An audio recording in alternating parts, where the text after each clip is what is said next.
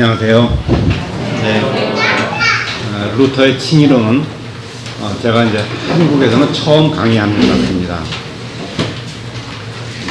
어제 말씀드린 대로 제가 이제 루터의 칭의론을 이해하는데 몇십 년이 걸렸어요. 이상하죠, 그죠? 그건 아주 잘못된 거예요, 사실은.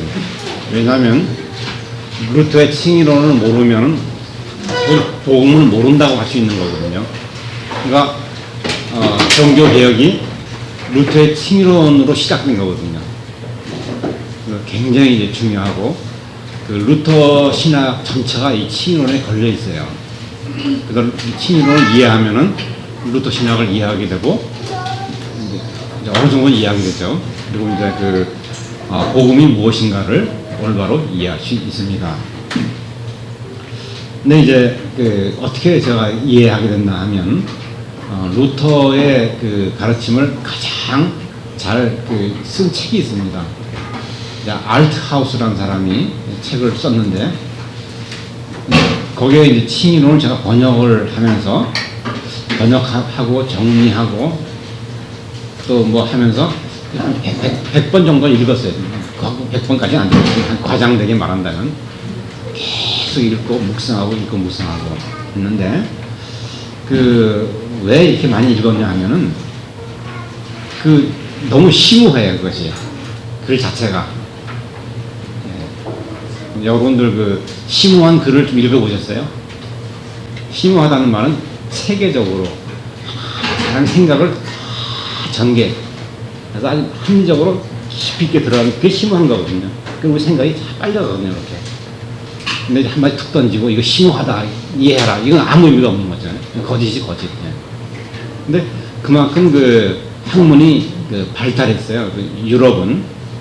그래서 그런 거를 이제 우리가 좀 해야 되는데, 여러분도 이제 성경 공부를 통해서, 신학 공부를 통해서 그런 거 했으면 좋겠습니다.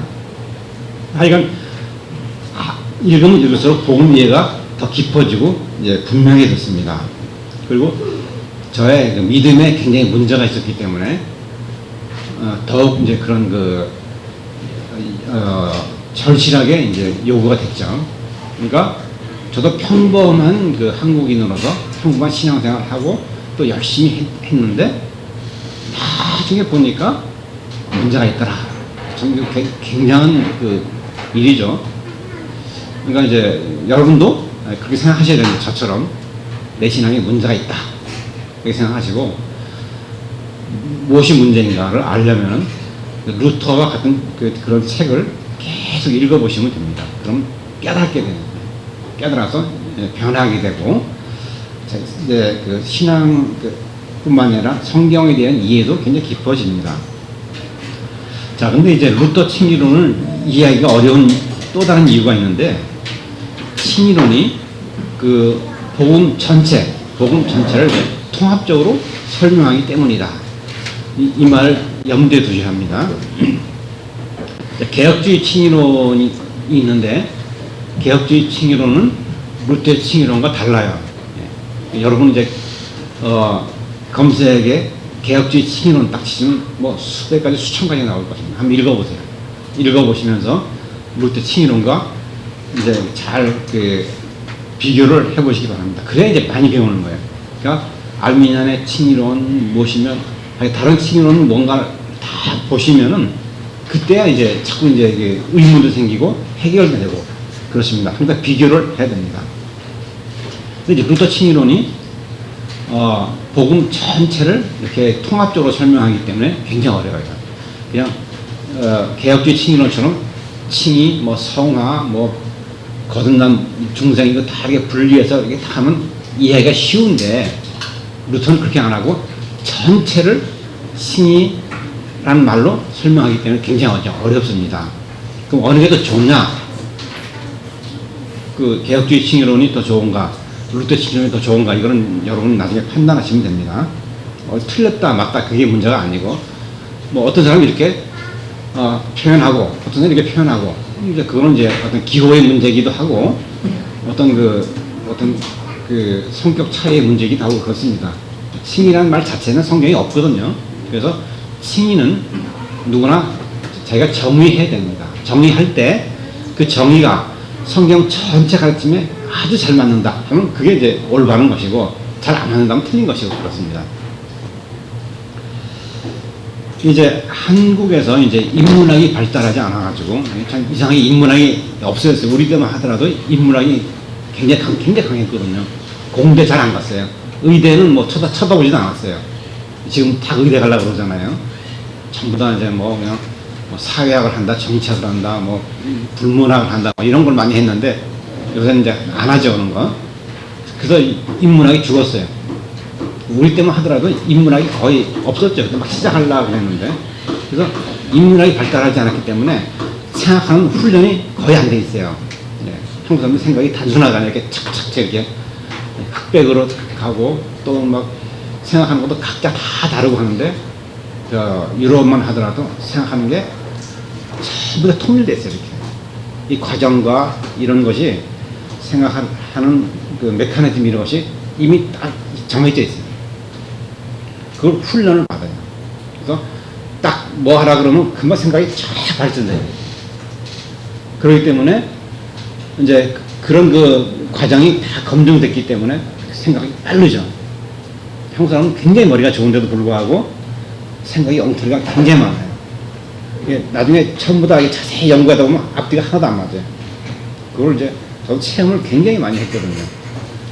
자, 그래서 이제 이 루터의 칭의론을 한번 체계적으로 연구를 잘 하시고, 그리고 이제 거기에 맞춰서 성경도 잘 이렇게 조화를 시켜보시기 바랍니다.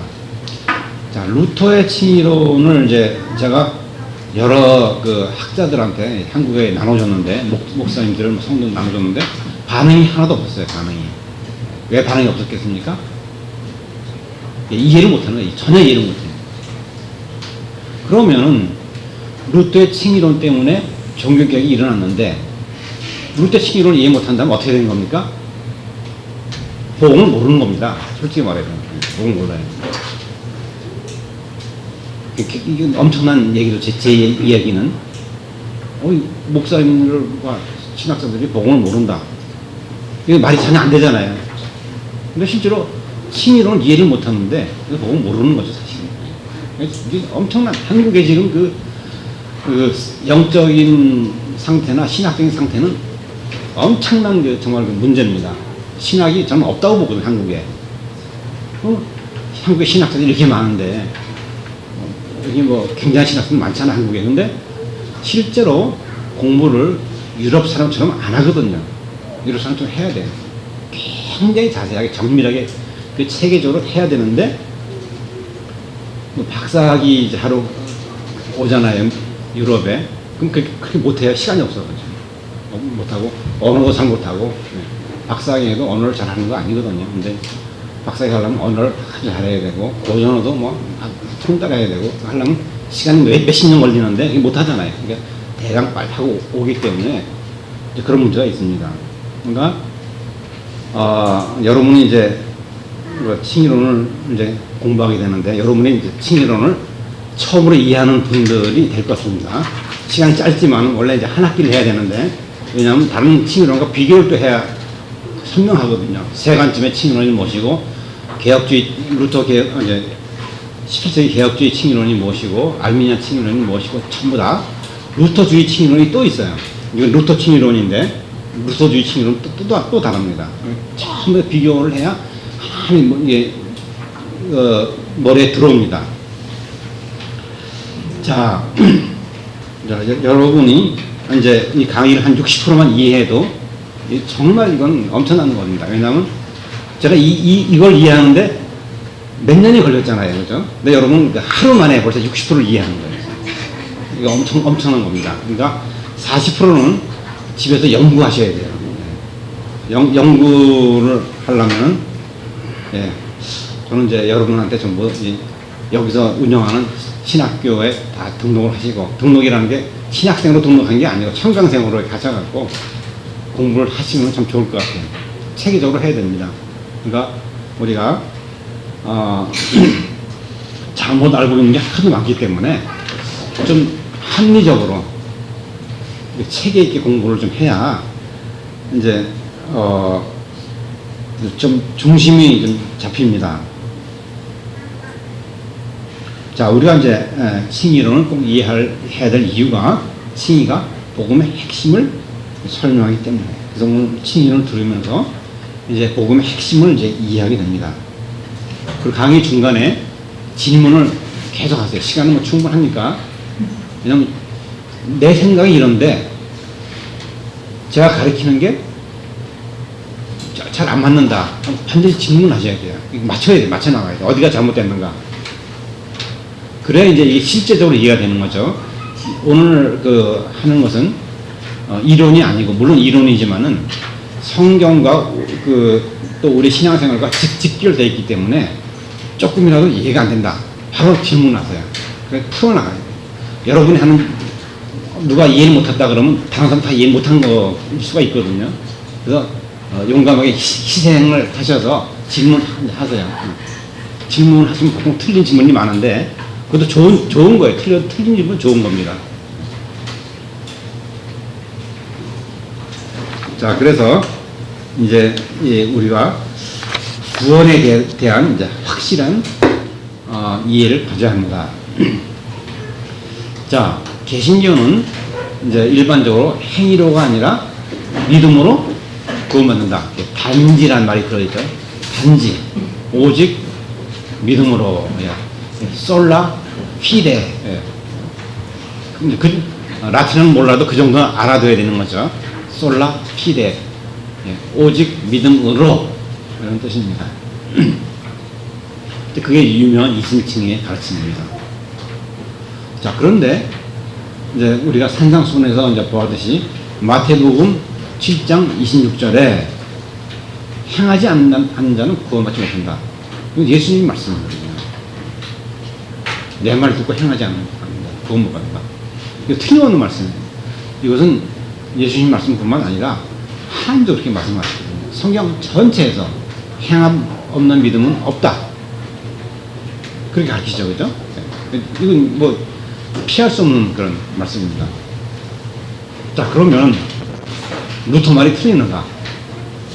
오직 믿음이라 하는데 오직 믿음과 행함 없는 그런 말이 완전히 이제 평행선을 나르고 가거든요. 이거 진짜 평행선이죠. 믿음, 행함 만나지 않잖아요. 둘 다 진리거든요. 그래서 칭의론은 반드시 이 질문에 대답을 해줘야 돼요. 칭의론 안에서 해결을 해줘야 됩니다. 그게 이제 루터가 한 일입니다. 그래서 사람들이, 이런 사람들이 굉장히 많아요. 루터가 개신교를 망쳤다. 한국교회 행위가 없다. 열매가 쓰다. 이렇게 많은 사람이 굉장히 많은데, 이제 굉장히 다 잘못된 말이죠. 예. 루터는 믿음을 똑같이 행위만큼 강조했어요. 행위 없는 구원 없다. 루터 똑같이 얘기했어요. 그러니까 루터 칭의론은 자꾸 그냥 믿음으로 구원받는다. 그렇게 하나로 축소하는데 그게 아니고, 칭의론은 복잡해요. 4가지 요소가 다 들어있어요. 그걸 이제 오늘 이제 보는 겁니다. 그래서 행위가 상당히 중요하다. 행위 없이는 구원 못 받는다. 이게 루터가 한 말입니다. 근데 사람들이 루터가 행위 없이 구원 받는다 이렇게 얘기해가지고 개신교가 엉망이었다. 이렇게 이제 얘기하는 게 잘못이죠, 그죠? 잘못입니다. 루터 그렇게 얘기 안 했습니다.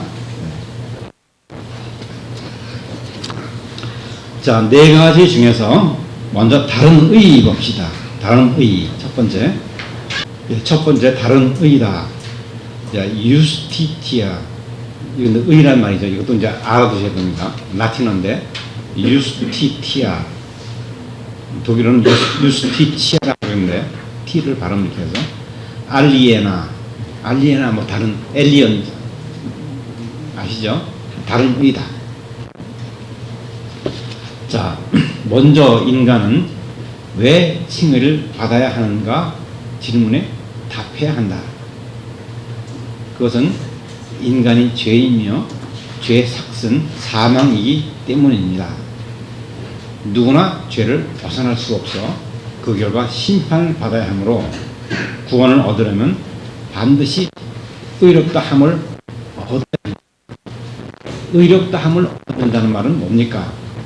의롭다 여김을 받는다는 거죠. 그럼 그 사람이 실제로 의롭습니까? 아니죠, 그죠? 인간은 결코 의롭게 될 수가 없습니다. 어떤 인간도 의롭게 될 수가 없어요.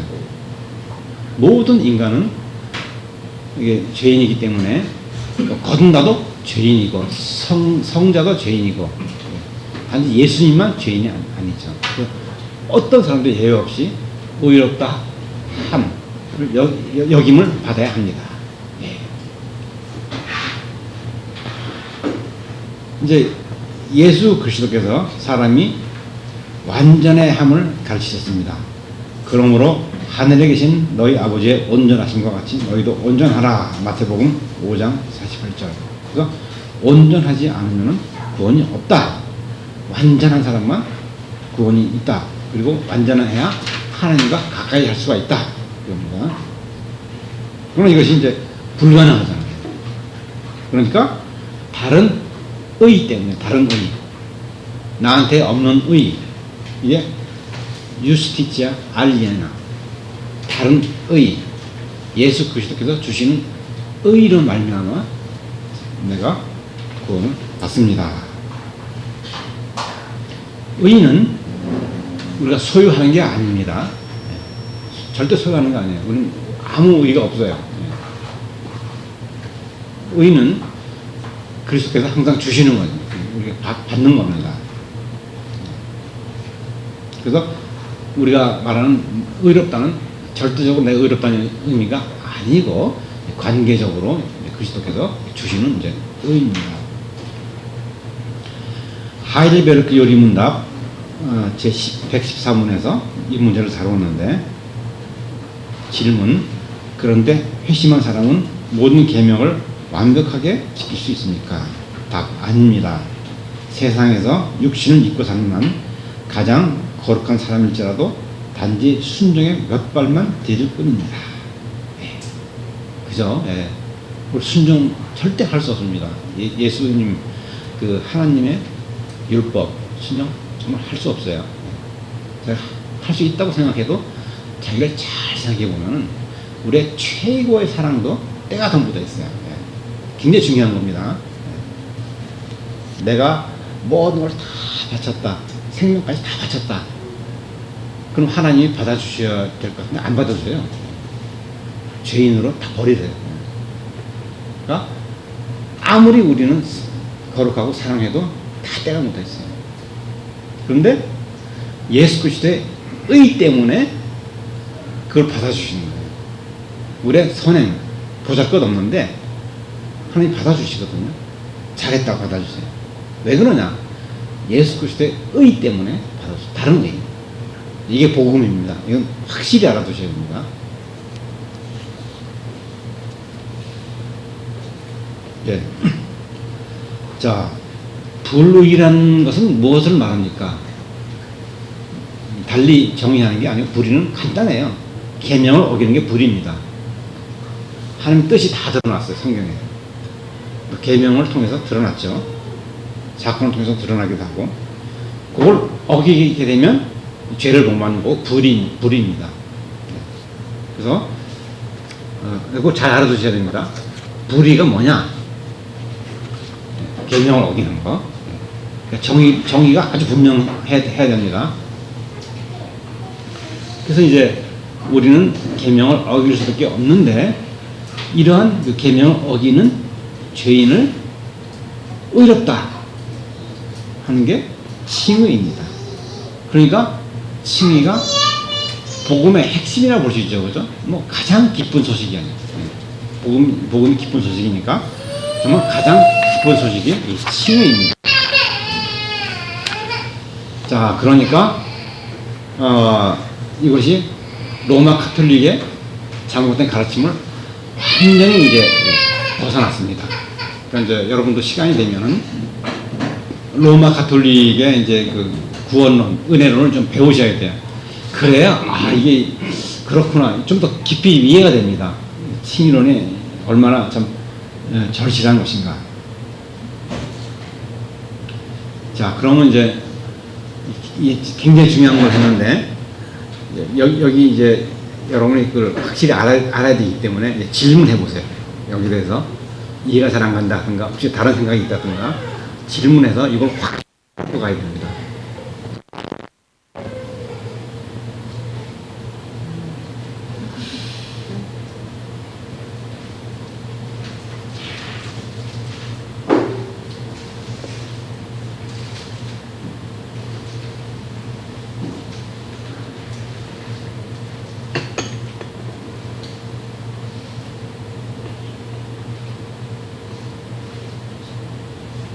질문이 하나 있는데요. 네네. 하나님께서는 이미 영원 전에 자신이 구원할 자를 선택하셨다고 그렇게 배웠었는데 선택과 유기라는 것을 배운 적이 있는데 그렇다면 그 유기된 사람들은 그런 의롭다함을 받지 못한 건가요? 아, 이제 여기 칭의론에는 이제 선택과 유기의 가르침하고 멀어요. 다른 그러니까 영역이 다르기 때문에 여기서는 이제 취급하지 않습니다. 그러니까 우리는 지금 루터의 칭의론을 배우는데 루터는 그 가르침을 배제해요. 얘기 안 해요. 그것은 이제 개혁주의이기 때문에 또 그 얘기를 또 안 할 수는 없는데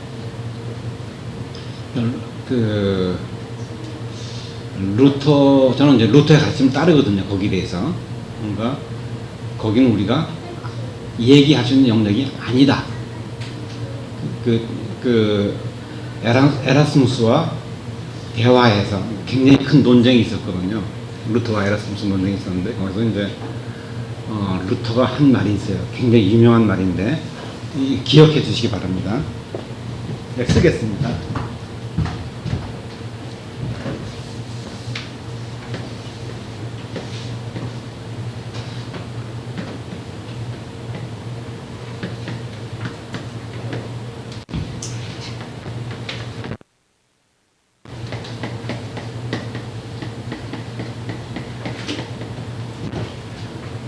라틴어 데우스 압스콘디투스 이거 외워두시면 좋아요. 데우스 압스콘디투스 감추어진 하나님이라는 뜻인데 그러니까 우리가 하나님을 다 알 수 있는가? 말이 안 되죠. 모르죠.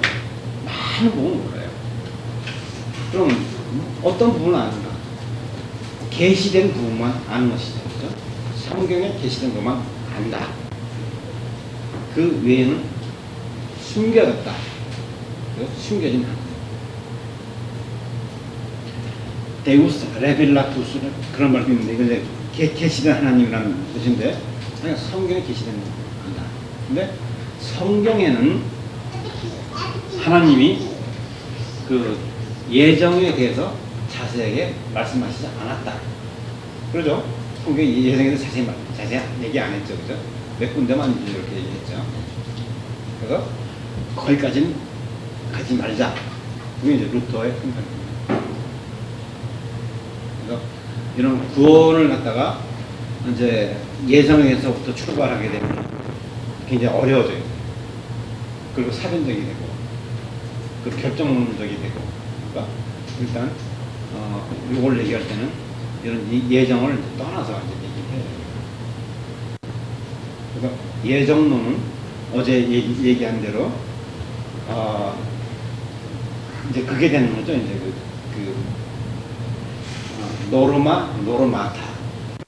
그러니까 우리가 이제 사변적으로 이렇게 돼야 된다 하는 교리가 되는 것이죠. 성경은 노르만스 이런 예정론을 성경으로부터 예정론을 추론했지 않습니까? 그렇죠? 예정론 진리가 아닙니다. 진리라는 사람 큰일 나는 거예요. 진리는 성경. 예정론은 개혁주의에서 받아들이는 어떤 교리죠, 교리. 예정론의 진리라 그러면 감리교나 이런 사람들은 전부 다 이단이 돼요. 예정론은 개혁주의에서 중요하게 여기는 학설이죠, 학설. 교리, 노르마, 노르마타. 그러면 이제 모든 사람이 이단이 되는 거예요. 그 개혁주의에는. 그러면 거기까지 나가면 안 돼요. 내가 예수님을 믿는다. 우리 교회는 예수님을 믿는다. 하면 너희 믿어라. 우리 교회는 예수님을 안 믿는다. 믿지 마라. 그리고 형제로 되는 거죠. 근데 이 진리는 아니에요. 교리. 중요한 교리라고 하죠.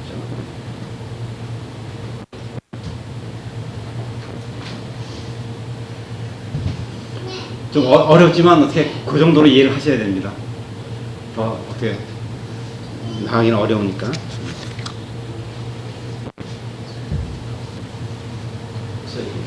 네. 층이론 제가 이제 예수 그리스도를 믿음으로 인해 가지고 구원을 받는 거지 않습니까? 그럼 이제 믿음만 너무 중요하다 보면 이제 행위는 뭐 그러면 뭐 아무 때나 해도 되냐? 해도 뭐 그거는 이제 구원을 받는 거라는 그런 그 인식이 있을 수 있잖아요. 예, 예. 네, 근데 제가 이제 생각했을 때는 예수님을 믿음으로써 의롭다움을 받는 그 칭의를 받는 건데요. 그렇게 되면 자연적으로 행위가 같이 따라와 줘야 되지 않냐 그런 생각이 들거든요. 네네. 예수님을 믿는데 그 행위하는 거는 이렇게 반대적인 어떤 그런 그 행위가 있다고 그러면 그게 정말 그 예수님을 제가 영접했는지 그런 부분에 대해서 의심을 해봐야 되지 않나 뭐 그런 생각을 좀 가지게 되는데요. 네네. 네, 그런 부분에 대해서는 좀 생각하세요. 네, 네, 그 다음에 그 문제를 다룹니다. 그 다음에. 그러니까 예습을 안 해오셔서 이제 이렇게 지금 그 얘기를 안 했구나. 예, 잠깐만요. 제가 실수인데. 칭의를 다루고 있잖아요. 잠깐만요. 예. 제가 이제 한 10번은 읽어와라 이렇게 얘기를 했어야 되는데 안 읽어 오셔서 이게 많이 읽어야 잘 이해가 안 가거든요. 이게 처음 들으면은 자꾸 읽고 해서 생각을 많이 해야 이제 이해가 됩니다. 들으시고 또 자꾸 읽어보세요. 네. 예, 말씀하세요. 말씀했는데요. 네, 지금 칭의를 다루고 있는데 네. 처음에 여기서 볼 때 죄인에 대한 칭의잖아요. 네, 네. 우리가 모두 사람이 모든 사람이 죄인이라고 했어요. 네. 죄인은 예수 그리스도만이 하나님만이 의라고 그랬잖아요. 의가 있고 우리는 예. 이거 뭐 다 죄인이라고 그랬는데 네. 그 죄인이라는 그 죄 주체적인 게 네. 어떤 죄인지 저희는 모르고 그냥 태어났는데 무조건 다 죄인이래요, 인간은. 네. 그래서 하나님 이신칭의를 받는 거잖아요. 네네. 하나님의 의를. 그래서 예수 그리스도와 연합된 자들만이 네. 그 의를 칭해준다고 그랬잖아요. 네네. 근데 그 죄가 좀 궁금해요.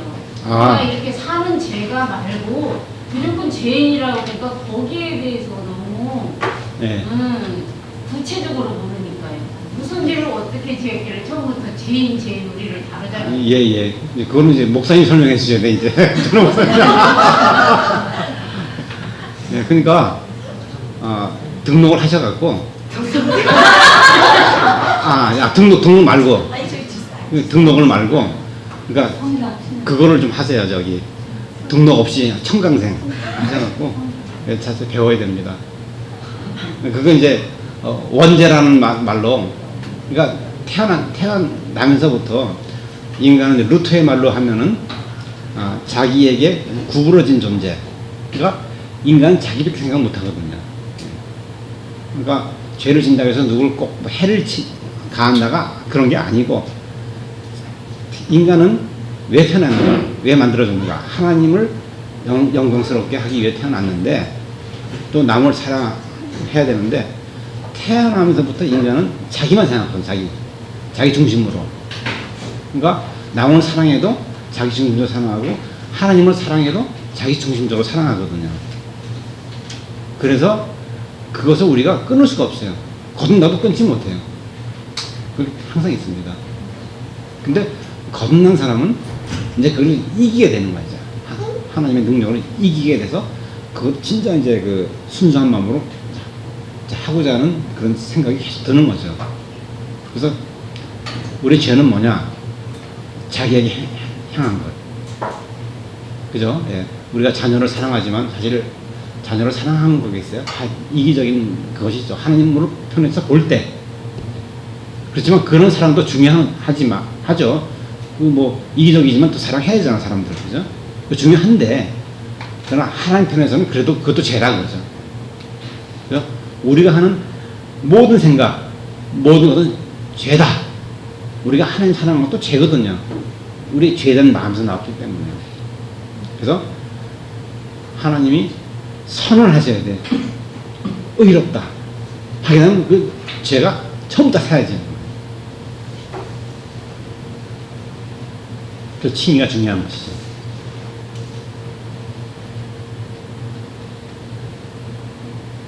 목사님, 네. 죄에 대한 개념을 다시 한번 설명해 주시면 뭐가 잘못된 것 같아요?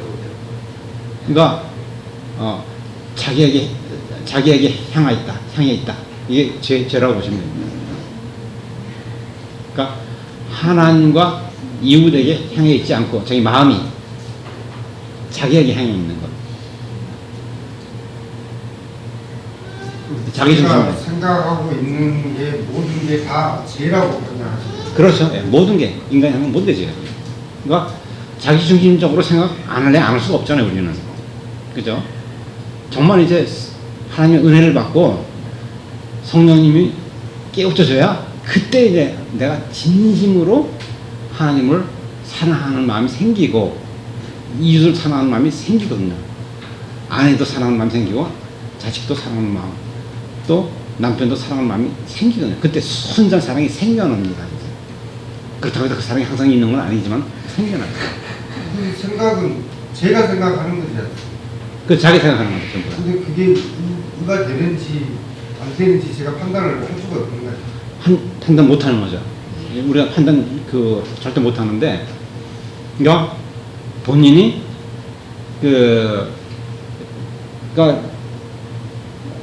의롭다고 하시는 분은 이제 그 하나님이시니까 왜 의롭다고 하시겠습니까? 우리한테. 그러니까 그리스도께서 이루신 의를 보고서 의롭다 하는 거거든요. 그리스도 때문에 의롭다. 그러니까 그리스도 때문이라는 말을 잘 아셔야 됩니다. 모든 것이 그리스도 때문에. 나한테 의로운 게 하나도 없는데 그리스도 때문에. 자, 이제 다시 또 얘기한다면 죄라는 것은 이제 좀 더 구체적으로 하게 되면 하나님의 법을 어기는 거거든요. 하나님의 법, 어제 얘기했는데, 자, 하나님의 법은 이제 율법, 계명 그런 게 있잖아요. 산상수훈에서 하나님의 계명이 무엇인가를 자세히 이제 배웠어요. 이제 구체적으로 어기게 되면 이게 죄가 되는 건데, 근데 하나님의 말씀을 뜻을 우리가 향할 수 없는 이유가 내가 하는 모든 것이 전부 나한테 구부러져 있기 때문에 다 나를 위해서 하는 거예요, 사실은. 이게 이제 종교 개혁자들이 발견한 거예요. 이제 루터를 통해서 아무리 선행을 해도 아무리 자식한테 잘해도 이거 사실 나를 위해 하는 것이지 자식을 위해 하는 게 아니거든요. 좀 더 깊이 들어가게 되면 그것도 다 모든 게 죄라는 거예요. 인간이 하는 거. 하나님을 사랑했다. 그것도 죄라고 그러잖아요. 그래서 자기가 완전히 죽어야 돼요. 십자가에서. 그리스도와 함께 완전히 죽어야 그때 이제 성령님을 통해서 사랑이 나와요. 거룩함이 나오는 거죠. 우리가 오늘 그 성만찬 했지만 그게 바로 그거거든요.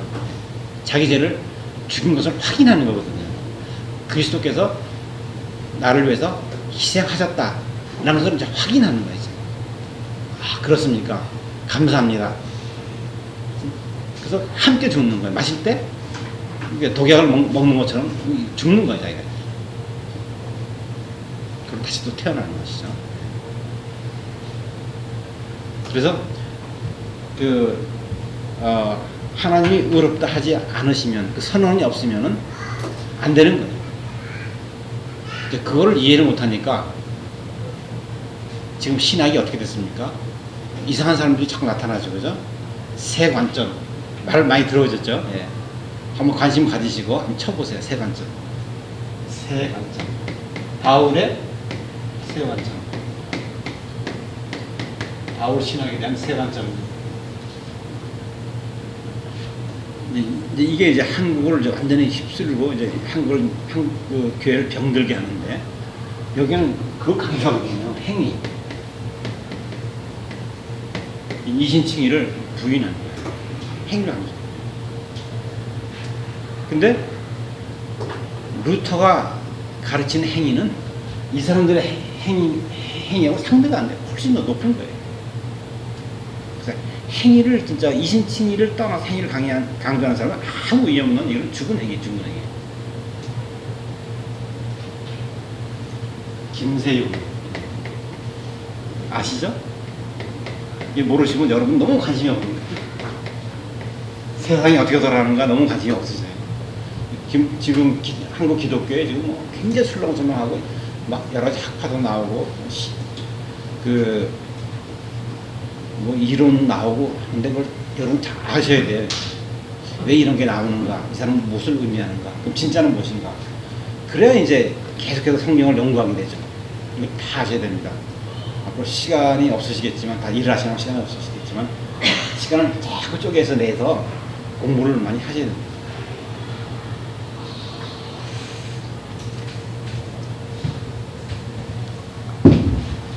시간이 있으니까 또 질문 더 받고, 이걸 이해해야 이제 됩니다.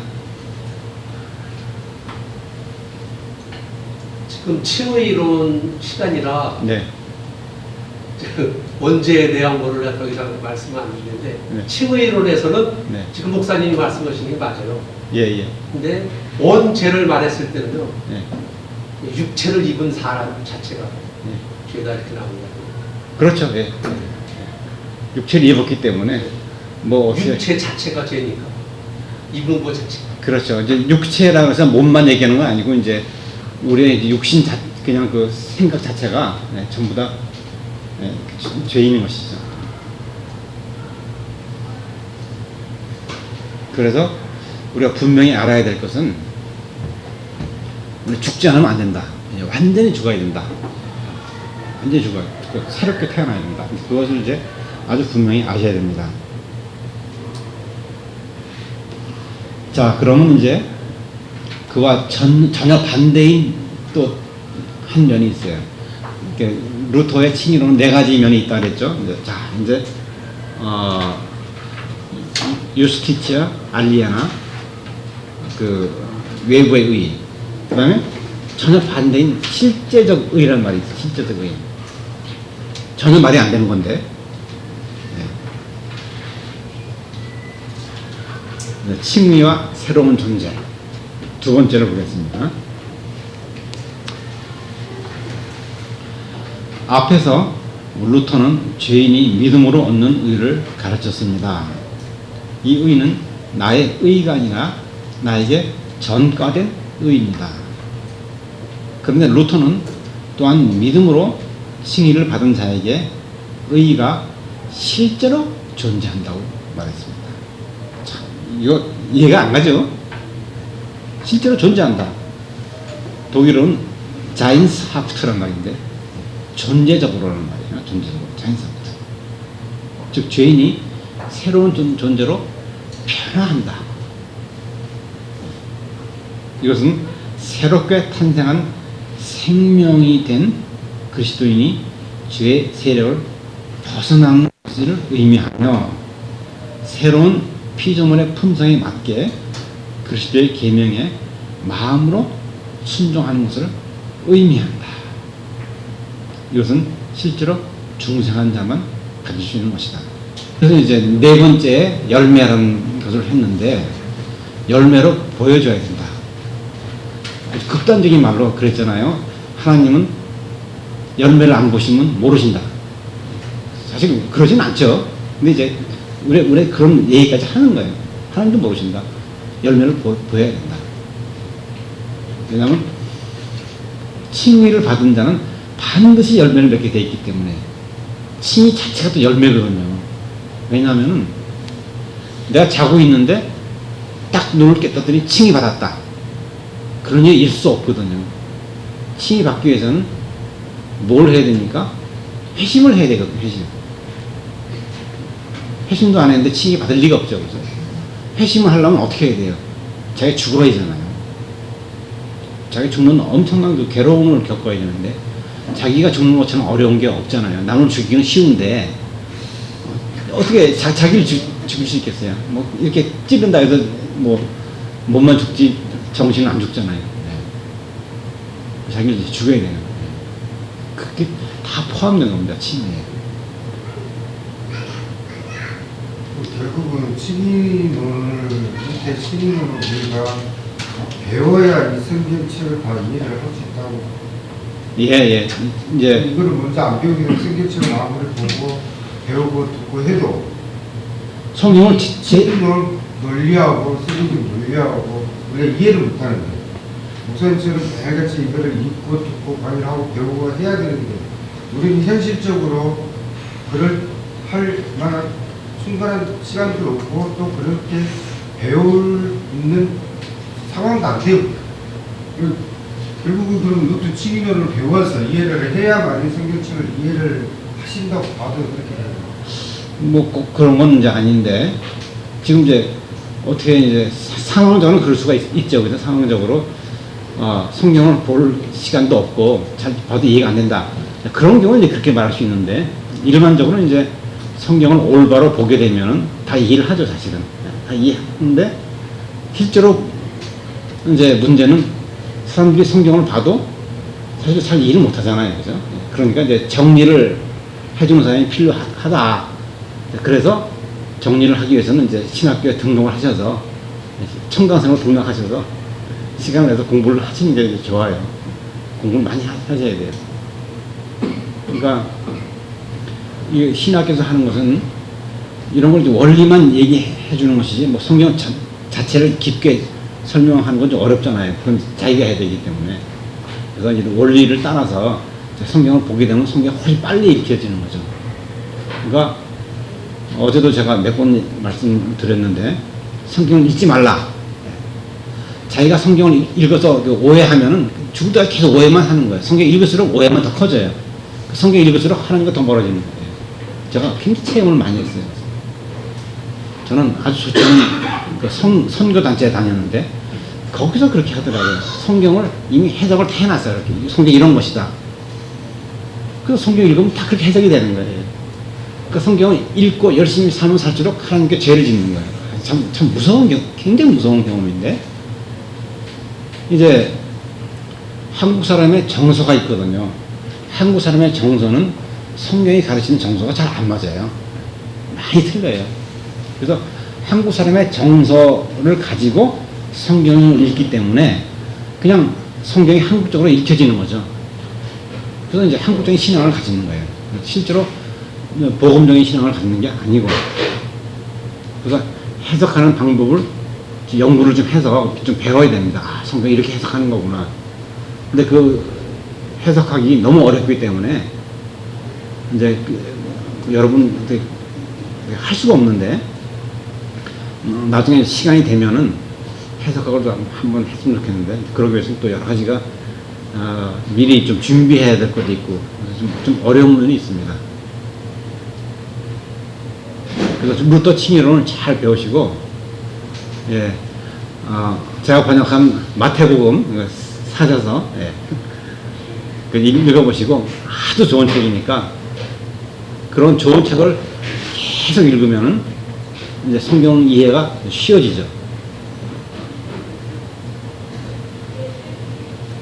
그 목사님은요 회심이 먼저고 칭의가 나중에 그거요? 따랐다는 거죠. 그거는 이제 그 개혁 11세기 개혁주의에서 이제 규정을 했죠. 이제 순서를 이제 만들었는데 저는 순서는 저한테 아무 의미가 없어요. 그리고 이제 보통 그 순서는 별로 의미를 두지 않아요. 이제 개혁주의 내에서도 서로 이제 이렇게 순서를 이렇게 중요하게 여기지 않거든요. 그러니까 우리가 얘기하기 좀 어려워요, 이것은.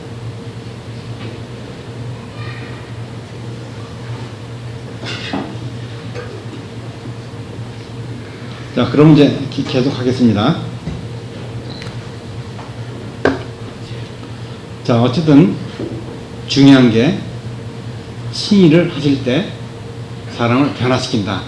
아니면 사람을 변화시키고 칭의하신다. 뭐 칭의하신 다음에 사람을 변화시킨다. 뭐 이건 뭐 순서가 중요한 건 아닙니다. 어쨌든 결과가 중요한 거예요. 사람이 변했다. 그래서 중생한 자는 그리스도와 연합되어 있다. 자, 연합되어 있다는 말이 무슨 말 같아요? 연합되어 있다. 세례에도 이제 세례 성찬이 다 연합과 관계되는 건데 어떻게 한번 얘기를 한번 해보세요. 틀린 얘기를 좀 해보세요 한번. 과감하게. 하나 되어 있다. 그러니까 구체적으로 어떤 겁니까? 내가 그리스도 하나가 됐다는 말이 어떤 말입니까?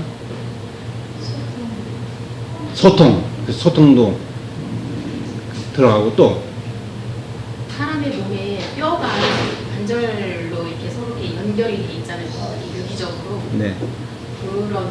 아 그것도 예. 또 후손하고 저희는 가지. 예. 아직까지 핵심적인 게 아직 안 나왔어요. 다 맞는 말인데, 다 들어있는 말인데. 확신은 이제 내가 갖는 거니까 그건 좀 틀린 것 같아요. 성령님 내주, 예. 그것도 맞는 말인데 좀 더 구체적으로 하나님이 인정하신, 하나님의 인정하심. 예, 그것도 맞는 말인데. 주님이 내 안에 거하시고 내가 주님 안에 거하시고. 예, 그것도 맞는 말인데. 어제 그 강의한 걸 생각을 해보세요. 뭐라 그랬나? 중요한 걸 이제 잊어버리겠어요. 예. 성품이 같다. 그겁니다. 성품.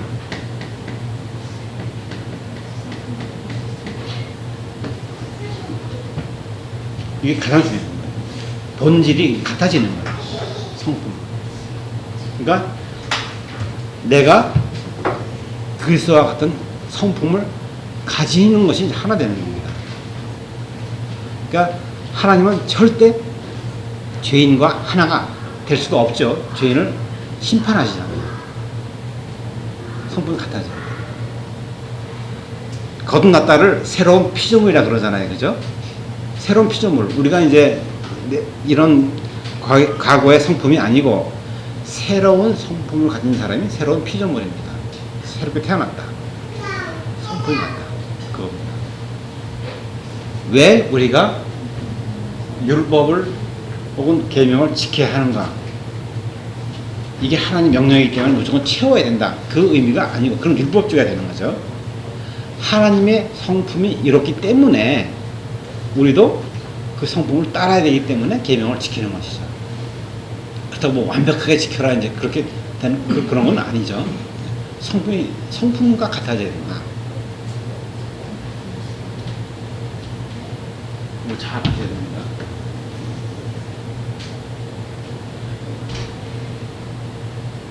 인간이 성품을 닮아갈 수 있나요?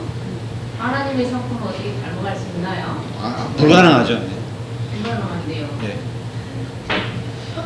그러니까 이제 하나님이 새롭게 태어나게 하시죠. 죽이고 나를 죽여야 돼. 완전히 죽이고 새롭게 태어나게. 중생한 사람한테 그 길을 열어주신 거죠. 그렇죠. 중생 자체가 새로운 성품을 받는 거죠. 중생과 함께 새로운 성품을 받는데 이제 문제는 이제 자기 육신이 계속 있기 때문에 그걸 방해해서 중생된 사람도 옛 삶을 살라 그러는 것이죠. 이제 그래서 이제 그 성경 읽기나 공부나 설교를 통해서 계속 깨우쳐야 되는 거죠. 아 이게 중생한 사람들의 성품이고 하나님 성품이 이렇다. 이걸 계속 얘기해줘서 이걸 계속 자기가 이제 따라가려고 해야 되는 것이죠. 근데 그게 잘 안 되니까 이제 우리가 회개를 또 하는 것이죠. 성경에 회개하고 어떤 금식도 하고 내가 정말 이렇게 살라 하는데 하나님이 예수님의 성품을 보니까 너무나 놀랍다. 이걸 따라가고 싶다. 그럼 이제 기도하고 하는 것이죠. 그럼 이제 또 따라가게 되는 거죠. 중생 전에는 이 모든 것이 그냥 인본주의처럼 네. 목적이 그거였는데 중생의 이부터는 목적이 하나님의 영광을 위해서 그 긴장 관계가 시작이 되면서 그렇죠, 이제 그렇죠. 어제처럼 계속 가는 그 관계가 네. 그분 스스로 은혜인 거잖아요. 그렇죠, 은혜. 네. 그거가 힘들고 어렵지만 네. 그 길을 열어주셨어. 그 열어주셨어요. 그 자체가 피조물이고 내가 어떻게 살아야 되고 이런 걸 알려주시는 중생한 자의 그 진리를 알게 하신다는 거잖아요. 그렇죠. 네. 가능케 했다. 가능케 했다. 가능케 했다. 드디어 이제 옛날에 안 됐는데 가능케 했다. 지금 저 서구가 서구의 인본주의가 그거거든요. 지금 인본주의인데 하나님을 다 빼고 인간이 다 할 수 있다. 그러니까 녹색 정당이 이제 그걸 하거든요. 그 좌파들이나 녹색 정당이 하는데 그 사람도 훌륭한 사람들이 진짜 많아요. 훌륭해. 부정도 없고 부패도 없고. 이제 문재인 정권하고 틀려요. 문재인도 좌파지만 부패한 사람들 많잖아요. 그게. 대부분 뭐 부패했더라고. 이상하더라고. 근데 이 사람들 부패하지 않고 오히려 우파보다 더 정직해요. 참 놀라워요. 더 사랑이 많고.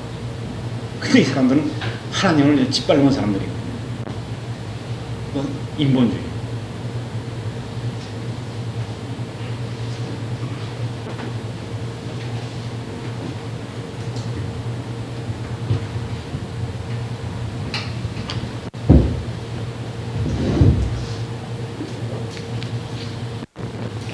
네, 그래서 그리스도와 연합하기 위해서는 성품이 같아져야 되는데 그 성품에는 거룩함이잖아요. 그죠? 한마디로 말해서 거룩함. 또 사랑이라 하기도 하는데 어쨌든 거룩함이 필요하다.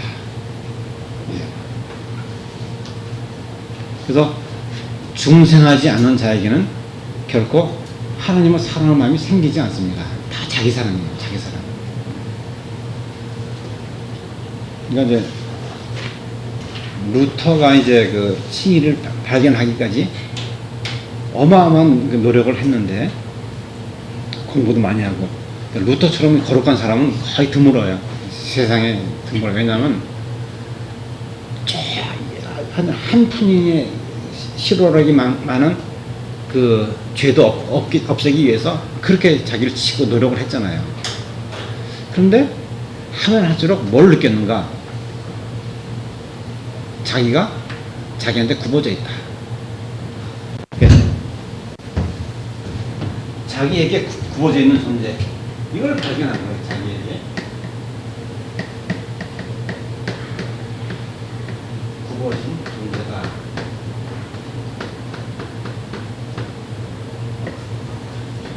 자기에 굽어져 있더라. 이 사람이 뭐 욕심을 가졌다거나 뭐 정적인 생각을 가졌다거나 이건 전혀 없죠. 그럼에도 불구하고 결국은 자기 구원을 위해서 확 애쓴 거거든요. 자기 구원을 위해서 확 애쓴 것 자체도 사실 죄거든요. 그렇게 해야 되는데 그것도 자기 위한 거니까. 그러니까 먼저 하나님을 바라보고 그 회개하는 게 아니라 뭔가 구원을 위해서 막 애쓰는 거예요. 자기를 위한 거예요. 그걸 발견했어요. 드디어. 그래서 인간이 그런 존재이구나. 이건 도저히 안 된다. 이것은. 그래서 그때 바로 로마서 16장 17장이 아니 1장 16절 17절이 딱 들어온 거예요. 그 의가 이제 하나님으로부터 주어진다. 믿는다. 그걸 발견하는 거예요. 의가 주어져야 되는구나.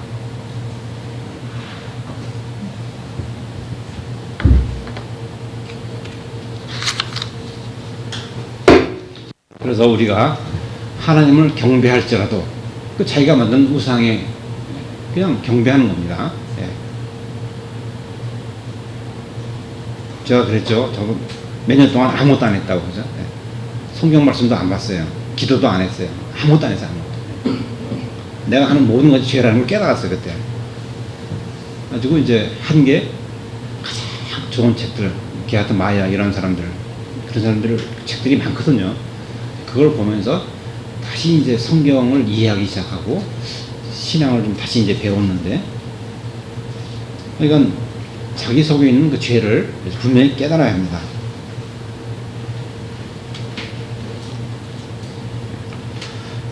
자, 그리스도의 연합이란 죄인이 삼위 하나님과 교제 속으로 들어가는 거예요. 그냥 삼위 하나님의 교제. 자, 삼위 하나님은 뭘 하십니까? 교제를 하시잖아요. 그죠? 삼위 하나님께서 이제 교제를 하시는데, 삼위일체지만 또 교제를 하시거든요, 삼위 하나님이. 그 안으로 들어가는 거예요. 그러니까 그 거룩하신 삼위 하나님의 교제로 들어간다. 참 굉장히 놀라운 것이죠. 이게 이제 그리스도와 연합입니다. 하나가 되는 거, 하나.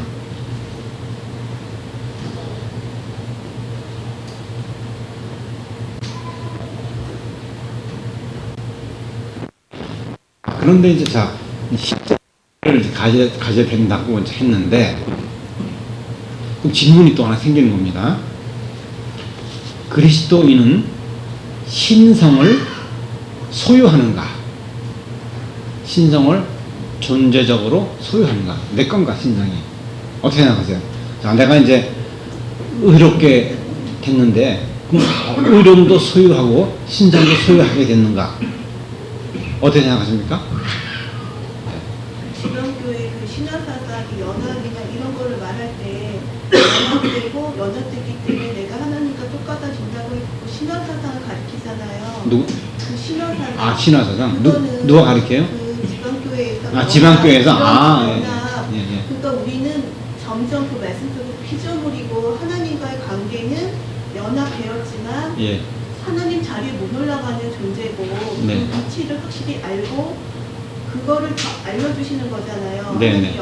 근데 이렇게 되면 잘못 말하면 내가 그 하나님 위치까지 올라가는 그 연합 네네. 그거에 대한 그 능력 이것까지 하나가 된다고 가르치면 이거는 비성경적인 거라고 알고 있거든요. 예. 말씀 잘해주셨는데, 예. 그게 이제, 오지안더 아세요? 오지안더. 아시는 분 손 들어보세요. 오지안더가 누군가. 예. 그러니까 여기 이제 그런 이 부천 개혁교회는 개혁교회라고 부를 수가 없어요. 죄송하지만. 왜냐면 굉장히 중요한, 이게 칼빈의 기독교 강요에 나오거든요. 그러니까 개혁교회라는 말을 붙이려면 기독교 강요 정도 읽어봐야 돼요. 여러분들이 굉장히 좋은 책이거든요. 기독교 강요, 칼빈의 기독교 강요. 좀 읽기 어려우면은 뭐 부분이라도 읽어보셔야 돼요. 개혁교회에서는 칼빈을 중요하게 여기거든요. 그러니까 칼빈이 굉장히 훌륭한 사람이에요. 신학을 전체를 갖다가 이제 우리가 다 영접할 수는 없지만 그래도 굉장히 중요한 사람이기 때문에 칼빈의 그 기독 강요에서 이제 오지안더가 많이 나와요. 비판을 굉장히 많이 했거든요. 근데 이제 이미 루터주의에서 정제한 사람이에요. 근데 그때 이제 칼빈이 활동했기 때문에 칼빈도 그 사람은 이제 정제를 했죠. 거기에 이제 보면은 오지안더가 뭐냐면은 그 루터의 그 실제적 의, 존재적 의를 이제 오해했어요. 오해해가지고 실제적으로 신의 성품이 우리한테 있다 이렇게 얘기한 거예요. 지방교회 이제 같은 것이죠, 그죠? 네. 우리가 신의 성품을 절대 소유 못하거든요. 그렇다면 우리에게 죄가 없어지잖아요. 근데 우리 항상 죄인이거든요. 항상 죄인. 아무리 거룩함 받아도 죄인이거든요. 그래서 오지안더의 오류가 이제 그겁니다. 실질적인 의를 소유하고 있다. 근데 루터는 그렇게 얘기 안 하고, 루터뿐만 아니라 칼빈도 그렇게 얘기 안 했어요. 네. 우리는 신성을 절대 소유하지 못한다. 뭐 조금이라도 소유하지 못해요. 항상 전가됩니다. 항상 전가됩니다. 그래서 우리는 처음부터 끝까지 그리스도와 의만 우리가 붙드는 겁니다. 아무리 성화돼도 우리는 죄인이다. 네. 기독교 강령 3편 이제 3권이죠. 3권 11장에서 5항부터 12항까지 이렇게 있는데 기독교 강령 제3권 11장 5부터 12 굉장히 공개했습니다. 네.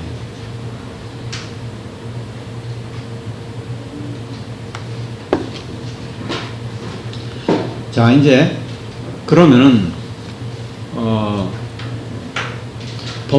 법정적 의미와 존재적 의미가 서로 팽팽하게 맞서는가?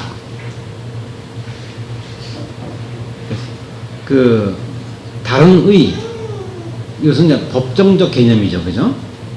다시 말하면 내가 의가 없는데 법정에서 의롭다 선포한 거거든요. 그리스도의 의를 주면서 의롭다. 우리는 법정적으로 의로운 거, 법정적으로. 실제로 의로운 게 아니고 원래는 법정적으로 그렇습니다. 근데 또 실제적으로 의롭다 하니까 그럼 관계가 어떻게 되느냐? 평행선이니까 그게 아니다. 이제 그게 또 중요한 거예요. 그게 아니다. 그 실제적 의는 법정적 의의 합의 개념이다. 그게 중요한 겁니다. 합의 개념. 그죠? 아무리 뭐 우리가 의롭게 된다 하더라도 이건 뭐 기본적으로 법적 의미를 따라가지 못하는 거죠. 예. 그래서 믿음을 통한 그리스도와의 종말론적인 의미로서 사용했습니다. 종말론적인 의미다. 이것도 잘 기억해야 됩니다. 신학적인 말이 종말론적인 의미.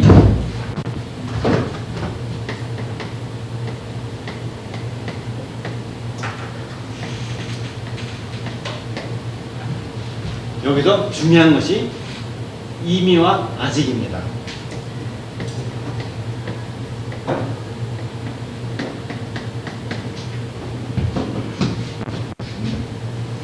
이미 나는 지금 의롭다. 실제로 의롭다. 하는데 또 이것이 완전한 건 아니거든. 완결되는 것은 이제 그 죽어서 부활해서 완전하게 이렇게 되는 거죠. 그죠? 그때 칭의가 없죠, 그죠? 진짜 이렇게 돼요, 진짜. 그러니까 지금은 아직이죠, 아직. 아직까지 이제 완전하지는 못하는 것이죠. 그렇다고 해서 이게 불완전한 거 아니에요? 그것도 아니에요. 완전히 안 됐다 그러죠. 내 의가 지금 내 의로서 구원받기 충분하지만은 그 진짜 그렇게 되는 것은 죽어서 된다. 그게 종말론적 의미입니다. 두 가지가 항상 같이 생각해야 돼요. 한 가지만 생각하면 이제 안 되는 겁니다.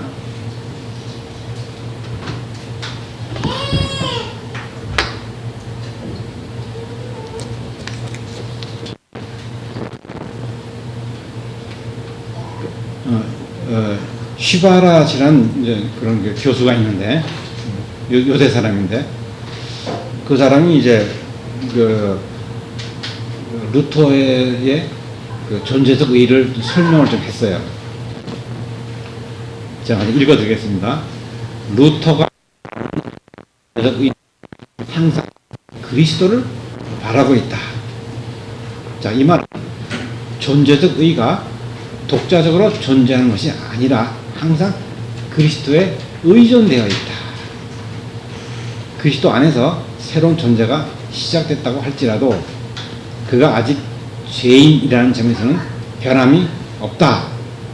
왜냐하면 새로운 의는 완성된 것이 아니라 시작되었을 뿐이고 시작만 되었다. 자, 이미 받았지만 아직 시작만 되었어. 우리 삶에서 이 새로운 의에 합일되지 않는 것은 합일되지 않는 모든 것이 죄이기 때문입니다. 우리가 실제로 살면서 이 새로운 의에 합일되지 않는 삶을 꼭 살거든요. 그러니까 이 죄야. 새로운 의가 있는데도 불구하고 죄인이라고 하죠. 그 외에도 우리가 살아있는 동안에는 우리 순종과 하나님에 대한 사랑이 죄와 섞여 있습니다. 또 이제 슈바라 교수가 루터의 가르침을 잘 표현했어요. 우리가 아무리 순종해도 우리 죄와 섞여 있어요. 그래서 우리가 절망을 할 필요가 없는 게 그냥 절망은 되잖아요. 이렇게 내가 정말 거룩하게 살려고 노력하는데 그 내 생각이 죄와 섞여 있다. 이게 인간이기 때문에 그런 겁니다. 그러니까 우리는 그냥 그걸 회개하면 되는 거예요. 정말 이게 그렇지 않도록 하나님이 도와주십시오. 이로 말미암아 우리가 믿음으로 하는 행위마저도 하나님 앞에서는 의가 되지 못한다. 이 행위는 우리가 온 마음을 다해 나오는 것이며 것이 아니며 죄에 오염되어 있으므로 단지 그리스도 때문에 죄로 여겨지지 않을 뿐이다. 단지 그리스도 때문에 죄로 여겨지지 않는다.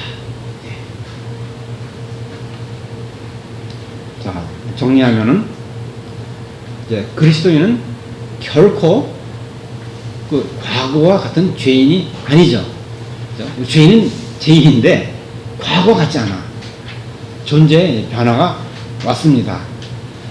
그리스도와 연합되어 있으므로 그리스도와 이 같은 품성을 우리가 가지고 있으므로 하나님의 계명과 그리스도를 사랑합니다. 그러므로 그는 이제 실제적으로 이제 의인입니다. 그럼에도 불구하고 그의 본질이 변한 건 아닙니다. 우리 본질은 항상 죄인을 하고 있어요. 우리 육신을 입고 있는 한 그 죄의 모습을 가지고 있습니다. 이런 정황을 우리가 잘 이해해야 됩니다. 청교도들이 여러분 청교도 책을 많이 읽어야 됩니다. 청교도가 이제 청교도를 비판하는 분들이 많은데 물론 비판할 점이 없는 건 아닙니다. 그런데 청교도의 중요한 건 뭐냐면은 그들이 실제로 거룩한 삶을 살라고 노력을 많이 했다는 점에서 그리고 이제 아주 복잡한 이런 그 신학적인 문제를 잘 풀어서 이렇게 실제적인 그 삶에서 일어나는 일이 굉장히 많잖아요. 근데 신학자들은 그런 거 잘 안 다루잖아요. 실제로 무슨 일이 이제 뭐 그 우리가 살아가면서 많은 일이 일어나는데 그 일에 대해서 신학자들이 다 이렇게 설명을 안 하잖아요. 청교도는 그걸 다 설명한 거예요. 그렇기 때문에 내 삶과 바로 직결되는 겁니다. 네. 그래서 그 사람들의 책을 신학적으로 뭐 비판할 필요는 없고 굉장히 우리 실제적인 문제를 다루기 때문에 이제 읽어보면 좋습니다. 토마스 왓슨의 십계명 해설 그 있는 것이죠. 예. 그걸 잘 보시면은 루터의 이제 칭의론을 더 잘 이해할 수 있습니다. 네. 자, 다시 말하면 이제 하나님은 또 칭의란 본질적으로 불경한 자를 이제 그 의롭다고 여기는 일인데, 근데 또 한편으로는 하나님은 결코 이 불경한 자를 무작위로 의롭다 하지 않으신다. 두 가지가 반대되는 말인데 잘 기억해야 됩니다. 그냥 아무나 그냥 너 의롭다 이게 절대 안 하시거든요. 내가 회개했습니다. 정말 새로운 삶을 살고 싶습니다.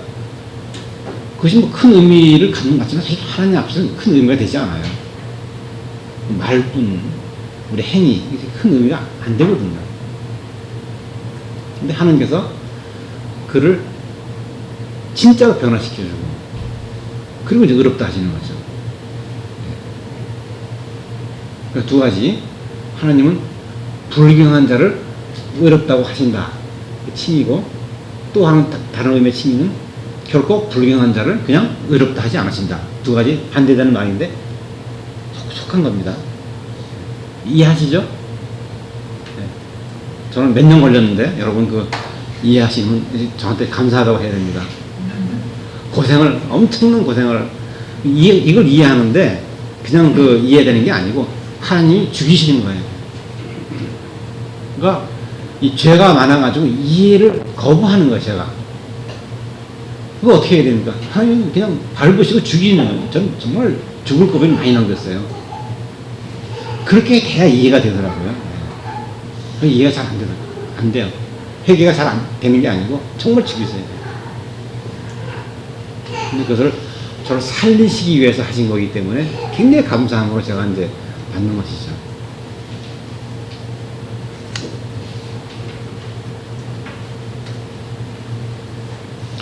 자, 그러니까 이제 신학생이 이제 네 분 계시다고 했는데 레포트를 써내셔야 됩니다. 산상수훈에 대한 레포트, 칭의론에 대한 레포트. 산상수훈은 요약을 한 5페이지에서 한 10페이지, 폰드는 한 10일 정도로 해가지고 요약, 좀 더 길게 하셔도 됩니다. 요약을 하신 다음에 자기 생각을 다 쓰는 거야, 자기 생각. 요약이라는 게 뭡니까? 예? 이게 정의가 다르더라고요. 이 독일 선언하고. 한국 선언의 요약은 꼭 있는 거 그대로 이렇게 요약을 하는데, 요약은 완전히 바꿔요. 자기 생각을 다 쓰는 거예요. 그 훈련을 받는데 굉장히 어려운 건데, 어쨌든 되도록이면은 자기가 이해하는 방식으로 쓰시고 있습니다. 그게 아직 훈련이 안 됐으면 그냥 있는 그대로 이제 요약을 하시고, 그러면서 자기 생각을 쓰셔야 돼요. 난 이렇게 생각하는데, 아니면 많이 배웠다. 그리고 이제 칭의론도 이제 그렇게 하시면 됩니다. 하시는데 개혁주의 칭의론을 한번 읽어보시고, 그 뭐 도처에 다 널려 있는 게 개혁주의 칭의론이니까 읽어보시면 굉장히 도움이 돼요. 비교도 한번 해보시고 하시고, 이제 4명만 하실 게 아니고 들은 분들도 마음 있으면 해보세요. 제가 읽어보고 평을 해드릴 테니까 이해를 잘 했는가 안 했는가. 그래서 저한테 메일을 보내주시면 제가 다 답을 해드리겠습니다. 자, 이제 그 다음에 이제 그 루터 다음 세대에서는 어떻게 하는가. 이렇게 하니까 사람들이 이해를 못하죠, 그죠? 네. 이해를 했다 하더라도 이게 설명할 길이 없어. 그래서 칼빈도 이 루터 칭의론을 가지고 많이 한 흔적이 있어요. 루터 칭의론은 비슷해요. 비슷하지만 또 다른 말로 표현을 많이 했습니다. 근데 이제 그 다음 세대에서는 그 존재적 의, 실제적 의를 성화해서 다루잖아요. 그죠? 그래서 칭의, 성화가 완전히 다른 의미로 이제 다룹니다. 그렇게 되다 보니까 전가된 의와 존재적 의의 관계를 이제 설명을 이제 못하는 거죠. 왜냐하면 그들의 칭의론에서는 그 교리상의 이유로 그 칭의론에서 존재적 의를 제외하게 되거든요. 그죠? 순전히 하나님 의롭다 하신 건데 존재적 의는 다른 것이다. 완전 빼는 거죠. 그래서 그걸 성화론에서 다루다 보니까 이제 또 문제가 또 생기는 거예요. 그래서 칭의만 받으면 자동도 성화가 되나 보다 이렇게 생각하기 때문에 그냥 하나님 믿는다 하고 이 어떤 거룩한 삶이 되지 못하는 거죠. 그래서 거룩한 삶을 살려고 노력을 하는데 칭의가 이루어지지 않는 상태에서 거룩한 삶을 살다 보니까 위선자가 많이 되는 거죠. 그래서 감리교 특별히 이제 그쪽 웨슬리 자체가 뭐 틀렸다고 보지는 않거든요. 저는 웨슬리는 또 웨슬리 나름대로 잘 가르쳤는데 그 이후 세대에서 이해를 못 해가지고 성화를 자꾸 강조하다 보니까 성화를 강조하게 되면 어떤 일이 생기냐면 위선자가 많이 생겨요. 성화되는 사람이 하나도 없고 위선자. 자기가 거룩한 삶을 살다 보니까 다 위선이 되는 거예요. 인간의 거룩함은 다 위선이거든요. 다 위선입니다. 정말 자기가 하나님 그 성령에 의해서 거듭나야지만 위선이 이제 하나 벗겨지는데 그게 안 돼. 거룩한 삶을 살라고 보면 전부 위선이 자기 의가 강해지고 이제 무시하게 되는 이제 그런 현상이 생깁니다.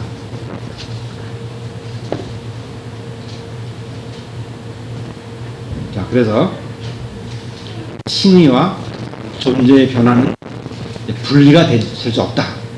칭의와 존재 변화 같이 일어난다.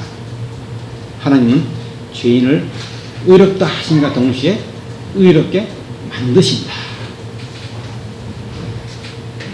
다른 한편으로는 새로운 존재도 단지 칭의와 연관 속에서만 존재하며 존재적 의는 조각난 의요 파편과 같다. 그죠? 우리가 변했지만은 사실 이거 파편과 같거든요. 우리가 변해도 하나님 눈에서 볼 때는 아주 파편과 같다. 그죠? 그래서 아무리 거룩한 자도 성화된 자도 계속 칭의의 은혜 속에 있는 것이죠.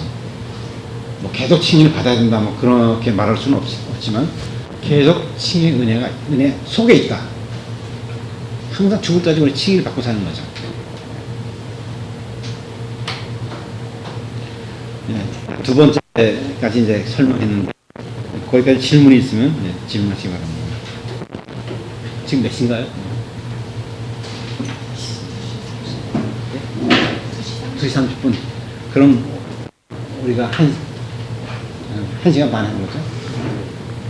4시까지니까 시간이 있으니까 어려운 걸 했는데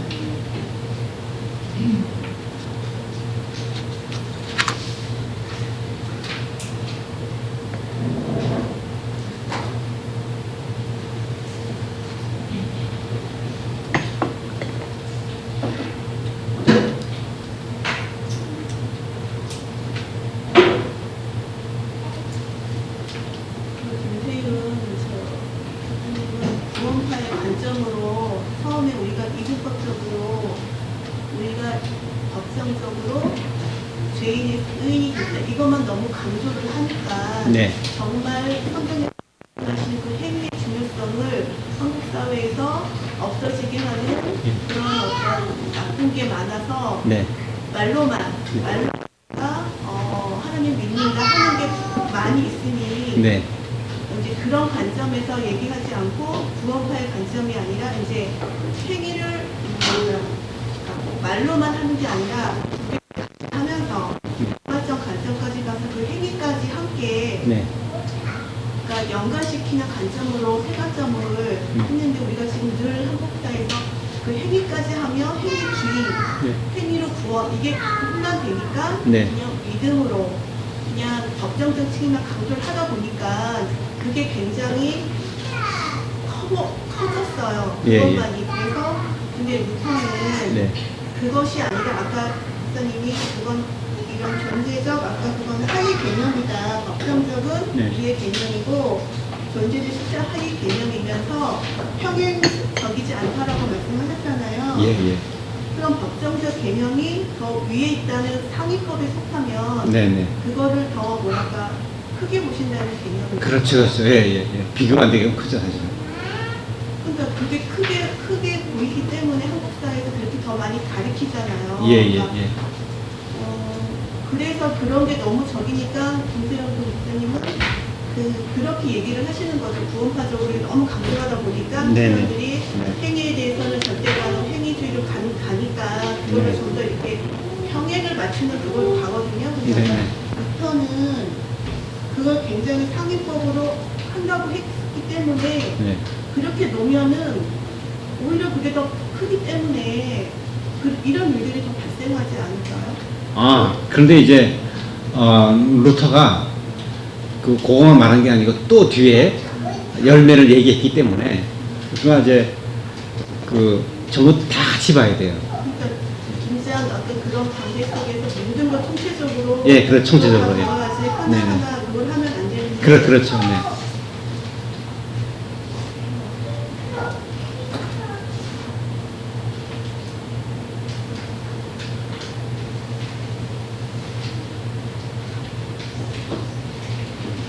목사님 저희 한 10분 쉬었다 할까요? 아, 그럴까요? 예, 예. 쉽시다.